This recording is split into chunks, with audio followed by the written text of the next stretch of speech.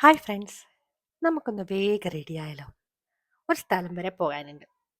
ഞാൻ എല്ലാ മാസവും സീരിയലിൻ്റെ ഷൂട്ട് സ്റ്റാർട്ട് ചെയ്യുന്നതിന് മുമ്പ് ഇവിടെ പോകാറുണ്ട്. ഇപ്പം എല്ലാവരും വിചാരിച്ച അമ്പലത്തിലേക്കാണെന്നല്ലേ? അല്ല, തെറ്റിപ്പോയി.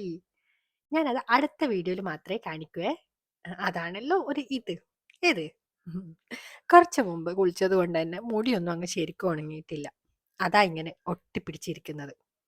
സാധാരണ ഞാനും മോളും അച്ഛനും അമ്മയാണ് പോകാറുള്ളത്.